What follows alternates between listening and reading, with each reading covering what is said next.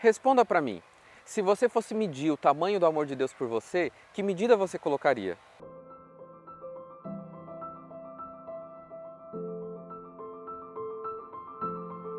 Trago para você boas notícias. O amor de Deus, ele é enorme, grande, a gente não consegue mensurar. E por isso que ele está disponível a todo aquele que quiser, todo aquele que crê. Seja bem-vindo, seja bem-vinda. Esse é o momento novamente para que a gente possa ampliar a nossa mente com essa conversa sobre a palavra de Deus. Eu sou o pastor Henrique Zanin e durante essa semana nós estamos refletindo em alguns pontos, alguns trechos dos últimos acontecimentos da vida de Jesus antes da sua morte, pensando na Páscoa que vai ser aí no próximo final de semana. Meu amigo, minha amiga, algumas informações a gente nem sempre lembra, mas é bom a gente relembrar alguns pontos. Naquela quinta-feira, Jesus se reúne com os discípulos e ele institui aquilo que a gente chama hoje de Santa Ceia, lembrando e trazendo aos discípulos o corpo simbolizado pelo pão e o sangue simbolizado pelo suco de uva. Depois disso, Jesus vai para o Getsemane orar e lá ele é preso, porque ele foi traído por Judas, um de seus discípulos. Ao ser preso, ele é levado para passar por 4 julgamentos que não eram necessários. O primeiro deles era um julgamento com o Sinédrio, que eram os líderes religiosos judeus daquela época.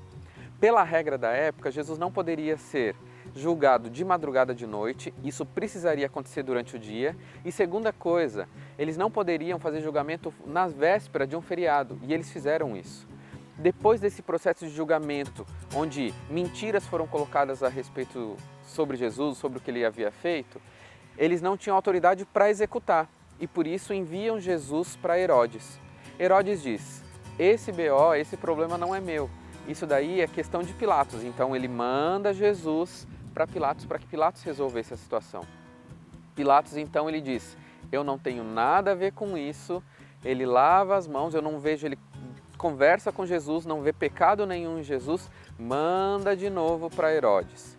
E aí então Herodes fala: não, eu não tenho como resolver isso daí é problema de Pilatos, ele volta de novo e quando Jesus volta, aí Pilatos vem aquela situação onde ele não queria que Jesus fosse morto, mas daí ele lembra, então, a gente sempre joga um ladrão, devolve um ladrão para a sociedade. Está aqui, o pior dos ladrões, Barrabás, que nem nome não aparece na Bíblia, e Jesus, quem que vocês querem que seja solto?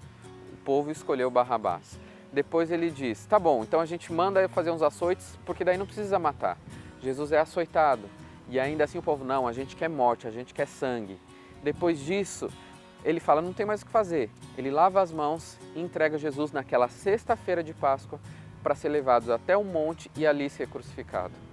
Tudo isso que eu coloquei para vocês é uma trajetória que aconteceu com bastante intensidade.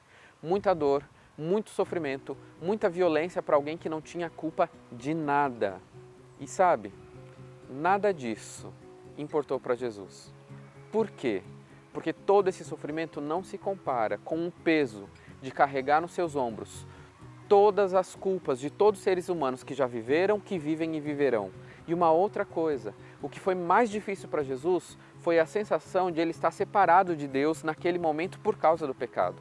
Jesus não estava separado de Deus, Deus não havia abandonado Jesus, mas ele estava tendo aquela sensação. Imagina o tamanho dessa dor, desse sofrimento. E a gente pensando que o nosso sofrimento é muito grande, né?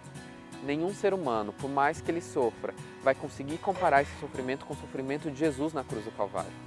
E aí, lembrando disso, quero compartilhar com você Isaías 53.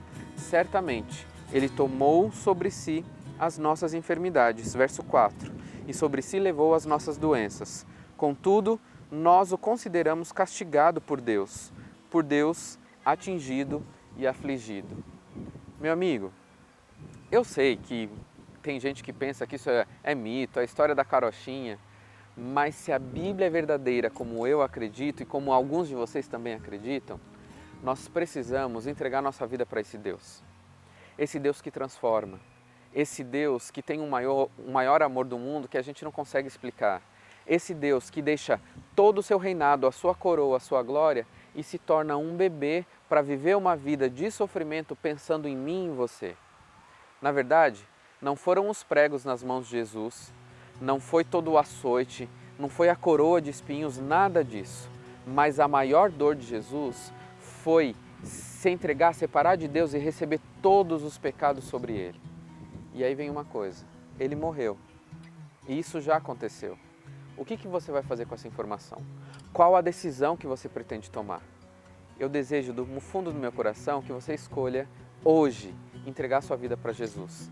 E aí, para a gente encerrar essa nossa conversa, eu vou orar para que o Espírito Santo trabalhe na sua vida, no seu coração, para que você dê abertura e dê espaço para que o amor de Deus invada a sua vida e você viva uma vida com uma nova mente, com uma nova estrutura, com novas oportunidades, porque somente assim a gente vai viver verdadeira felicidade, pelo amor e pelo sacrifício de Jesus, pensando no que Ele fez e no que Ele ainda vai fazer.